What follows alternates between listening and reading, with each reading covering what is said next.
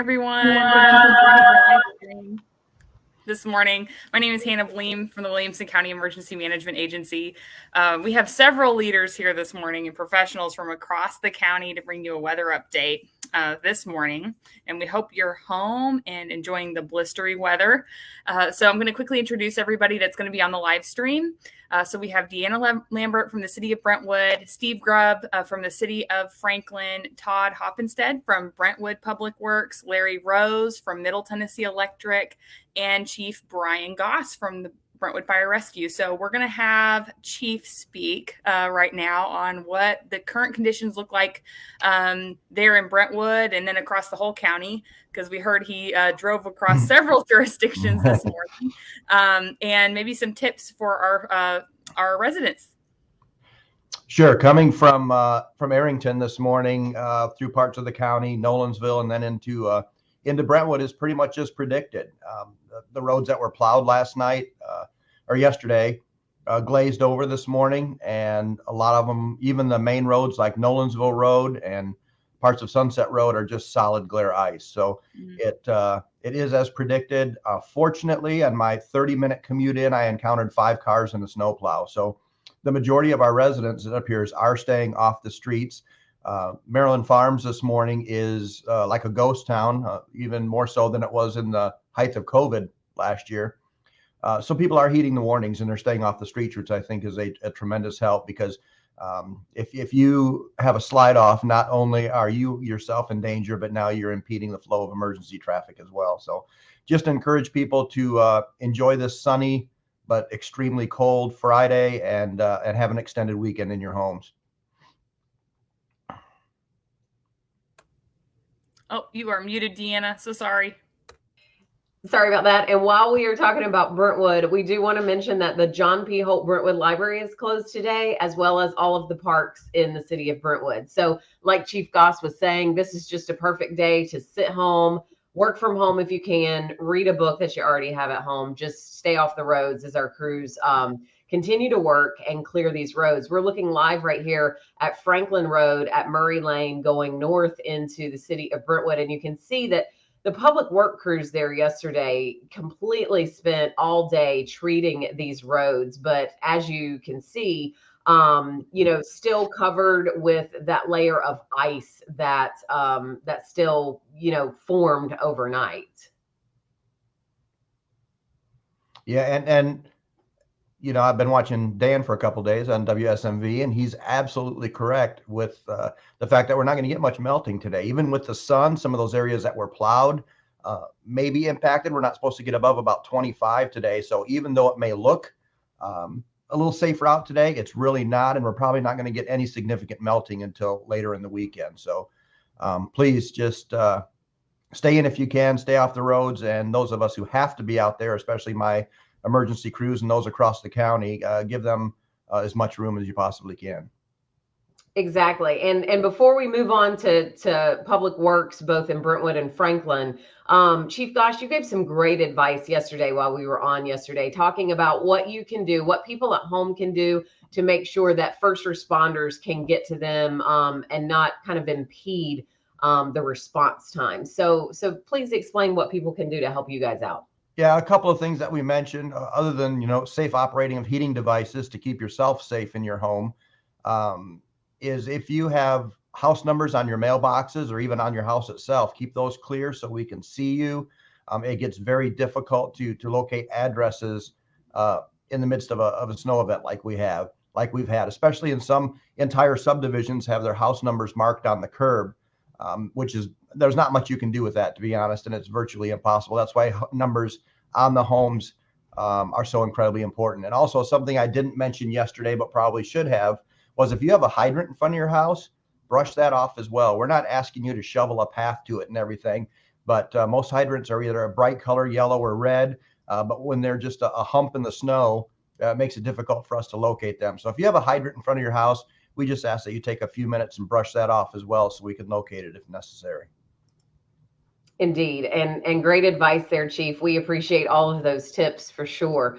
Thank you for being with us. We'll see if we can come back to you here in a little while. We do have a lot of people here this morning, about 122 watching live on the EMA's Facebook page here. And so we want to take your questions. This is for you. If you have any questions, Jeffy has asked us about any concerns about melting and just refreezing today. Yes, I think that is definitely a concern. Temperatures are below freezing right now, but I do believe, I'm not a weather forecaster, but I've been watching the forecast, and I do believe that some of the temperatures may get above freezing later today and then definitely tomorrow. So these roads are definitely going to be an issue, not only today, but going into the weekend as well. And so we have Todd Hoppenstead with Brentwood Public Works here right now. And Todd, do you mind explaining kind of what you guys have been doing this morning and what you will continue to do throughout the day? I sure can, Deanna. Just to clarify, you may see other forecasts. I know they vary, but they tend to be pretty similar. I'm seeing a high of 24 degrees today. So still quite a bit below freezing, well enough above the 15-degree threshold where salt is usually effective. So we've got our trucks out this morning, have been since about 6 a.m., putting salt back down on those main roads. You had a shot there of Franklin Road at Murray Lane a minute ago. And there's one of Wilson Pike at Church Street. And you can see those roads have been scraped. They were salted yesterday. A lot of it refroze, like the chief mentioned. They're a bit icy this morning, but I think they will rapidly improve with the sunshine there, and the little bit of traffic that's on them will help that salt to become effective as the temperatures continue to climb. But yes, definitely around 4 o'clock and beyond, we're going to start to see the temperatures come back down. We cannot continue to throw salt, all day and all night if it's going to lose its effectiveness. It's just too costly and wasteful, and has some negative impacts on the environment as well. So we try to be sensitive to all of that, and we will do our best to get these scraped clear, and maybe some of them will dry out. I do expect, and I saw this morning in my assessment throughout the city, we've got some areas of pavement that are dry, but that's not the norm. And even these videos at the traffic signals can be a little bit deceiving, because to the brave, that might look like a road that you're willing to try. Keep in mind, all our side streets are virtually untouched. Many of them are just packed down from a little bit of traffic yesterday. Our terrain is such that you might get going, but you're probably not going to stop. And people are having trouble turning. Still a lot of cars in ditches throughout town, and semi trucks stuck there on Church Street, just where they got stuck yesterday, and they're not moving. Our police department was seeing over an hour for wreckers to show up and remove vehicles, and those were the ones that were impacting travel. Those that are off the road, I don't even think have been called in on yet. That's just how busy everybody remained. Wow. And you were mentioning that the ice is causing some issues with the traffic lights this morning. And so this is an example right here at Church Street and Wilson Pike, where those lines for the traffic signals are buried underneath, in the road. Can you explain kind of what you guys are seeing, not only in Brentwood, but probably around the county? And there's one of the crews right there in action. Woo! Look at that. There you can see that was not staged, I promise. And it just kind of gave my heart skip a beat, because that can be a very frightening feeling when you're in those trucks. They're high center of gravity, a lot of weight in the back. And when you start to slide, especially at the back end of the truck like that, it often feels like you might tip over. That's generally not the case, but it feels that way. And it's hard to overcome that feeling that you get. So I've had that white knuckled moment many a times myself. And I bet he's taking a breath right now as he goes back up the hill there on Church Street. To your earlier question, I made some observations this morning when I was out assessing the roads, and I just want to call to attention. One, many of the side streets where you come to a traffic signal, we have 53 of them throughout Brentwood. Those signals might appear to be not functioning correctly. They are, in fact, functioning. The issue is, like Deanna alluded to, some of those signals have wires buried in the pavement that are the detection zone. They're kind of like metal detectors. And others use a traffic camera up above, and there's a detection zone, an invisible detection zone set up and programmed into that camera. Well, as vehicles are approaching the intersections, especially on those side streets, you can't see the pavement markings that are still covered in snow, especially the stop bar, and those vehicles aren't stopping necessarily in the right place. It's nobody's fault. It's just not triggering that light to change from red to green. So one of the observations I made this morning was cars that are pulling out on a red. Thankfully, traffic volumes are very light, but there's always a risk of doing that. When you get impatient and you think the light's not functioning properly, or you didn't want to come to a complete stop because you just don't want to risk getting stuck, you're pulling out on a red light, crossing traffic that has the right of way. We've all done it. You look and you think you've looked and assessed it well, but something was in your blind spot. That's where it really becomes challenging and risky. So that's a concern for me today as well. Okay, and if you do come to an intersection and the traffic lights are not working properly, I'm sure we don't have a representative from police here this morning, but I'm sure that the advice is to do the safest thing. If you can come to a complete stop, obviously treat it like a flashing caution, yellow light. But obviously, you want to make the safest decision possible when you have icy conditions like we do out this morning. This is a live look this morning from Concord Road at Wilson Pike westbound. And this is a great example of, Public Works, of their efforts, coming to fruition. This definitely looks passable. But again, like Todd was saying, this is a main route right here. Some of those secondary routes you guys are still working on this morning. That's right. And those side streets, as the main routes are cleared, you push that windrow of snow off to the curb on either side of the street. There's just no other way to avoid that. We get that call often, you're burying my driveway. It's not intentional. There's just really no other way to do it. That's how it's done throughout the country and the world. But it puts that windrow or that speed bump of snow at your driveway or at those side streets, and that has frozen overnight. So that's going to become a challenge, as well as people think they've got enough space, gap in traffic to get out onto the main road, and they go for it. They might get hung up, or they might spin their wheels a bit, and then they're partially in traffic and partially not. So another thing to be careful of. I would always advise, Deanna, if the traffic signal is not working properly, you can turn right on red legally and safely in most places. That's what I would encourage. Even if you need to go left, turn right, go down a little ways, turn around somewhere where it's safe to do so. I would avoid turning left on a red light. All right. Great advice, Todd. We appreciate everything you and your crews have been doing for sure. We know you guys have been working overtime over the past 24, 36, 48 hours preparing for this event. So again, the advice to everyone at home, please stay home off the roads to allow the crews to work and to continue to clear those. So thank you for being with us. Please hang on. We may come back to you if we have an opportunity. We have about 175 people watching here live on the EMA's page. So let's send it over to Franklin next, Hannah. All right. So what are we seeing in the city of Franklin today? Are you guys having any specific issues or tips for people as they try to navigate the roads if they're having to go out? Well, first and foremost, let me just say I've really enjoyed all these pictures from Montana this morning. Oh, I'm sorry, Franklin.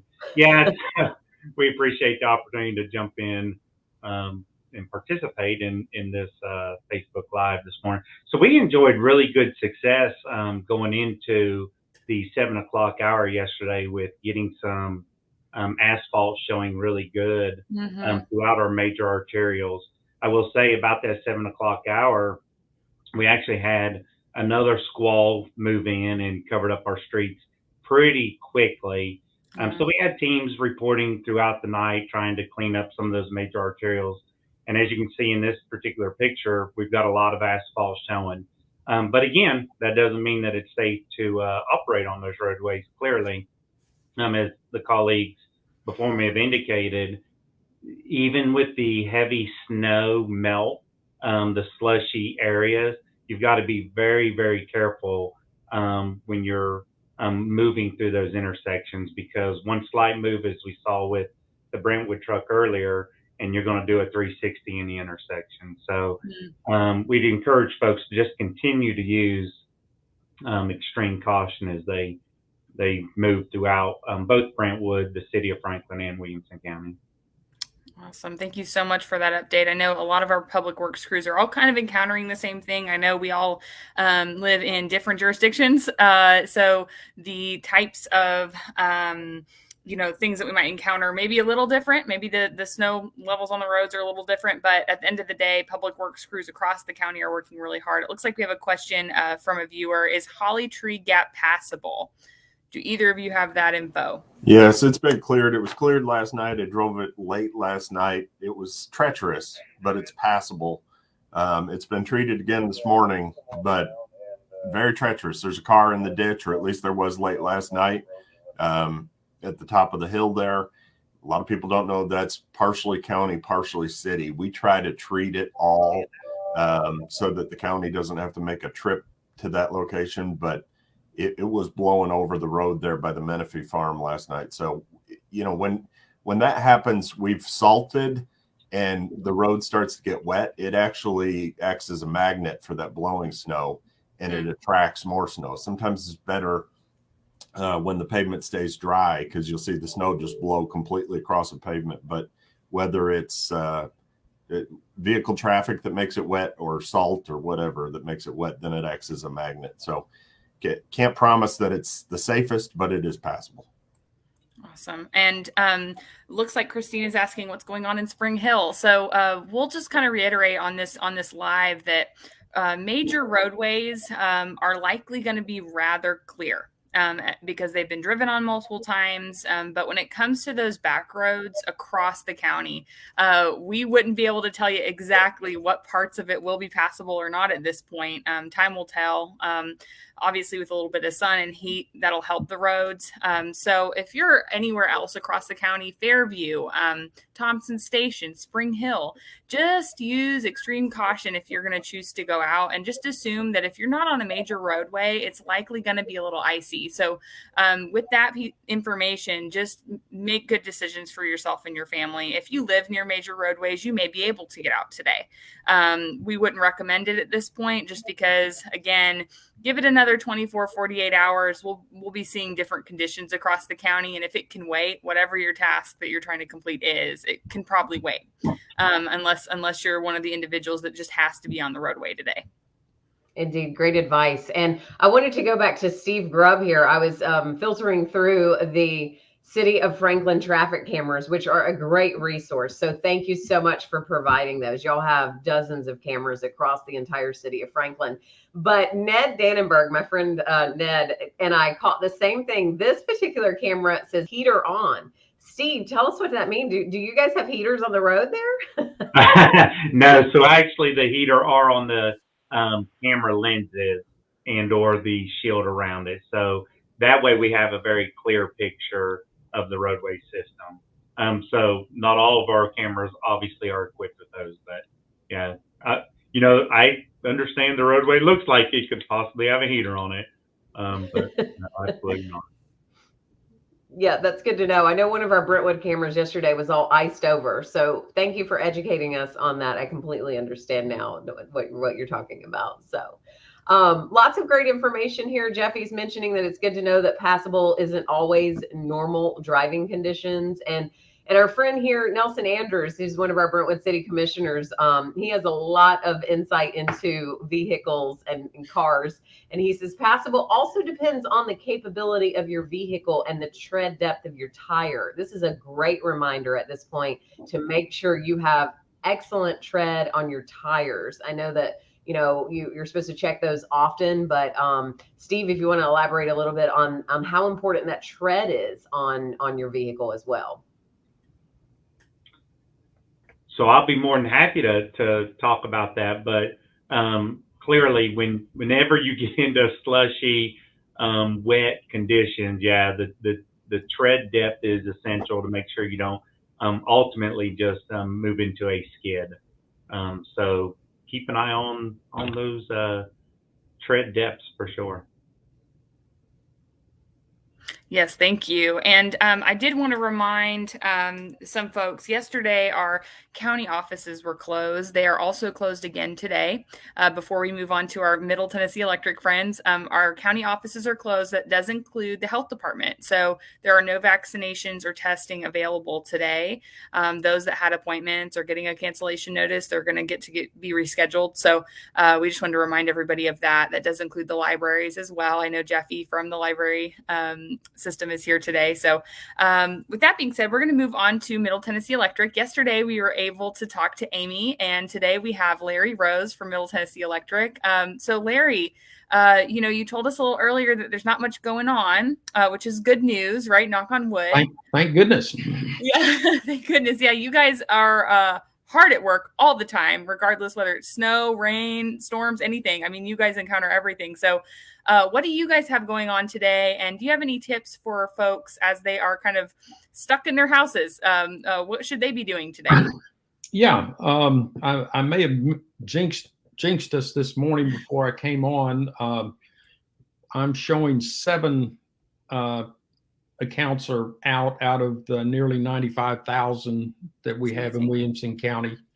I just checked with our control center, and that's unrelated to the weather. It's a bad transformer, and crews are on site right now. So that should be remedied within, the next 20 to 30 minutes.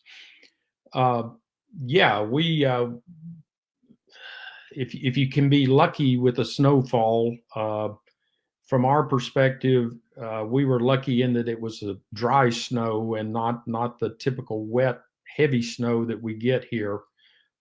So we really didn't have an issue with snow freezing overnight on our lines or on the trees to fall across the lines.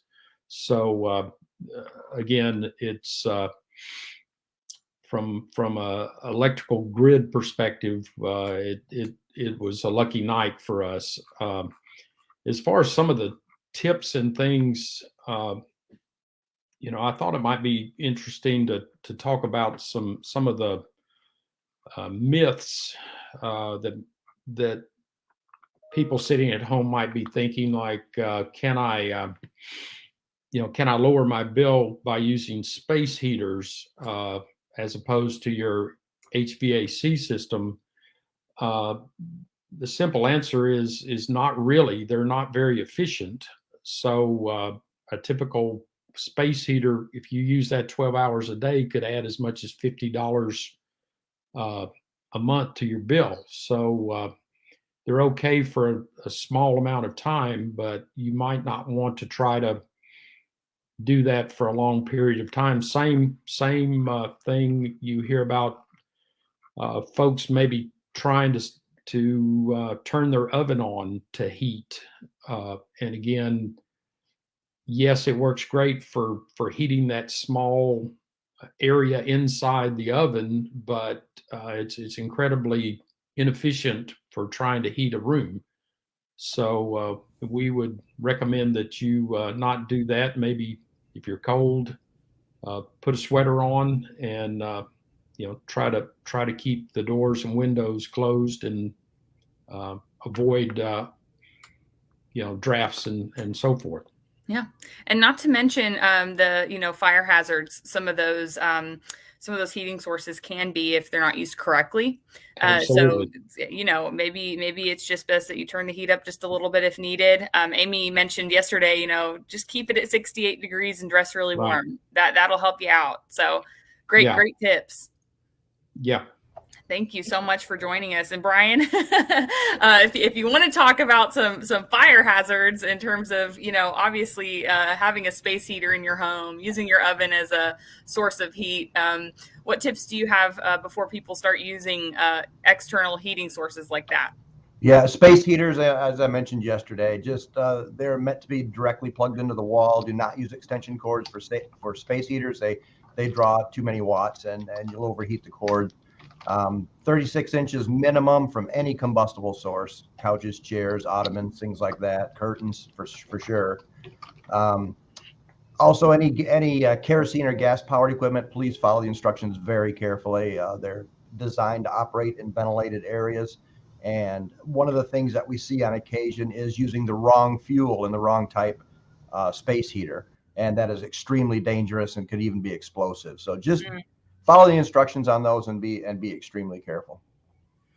Awesome. Thank you. And it looks like we do need to cover a little bit of sledding safety today. I know how important that is. And if you'd like to elaborate on that, that'd be great.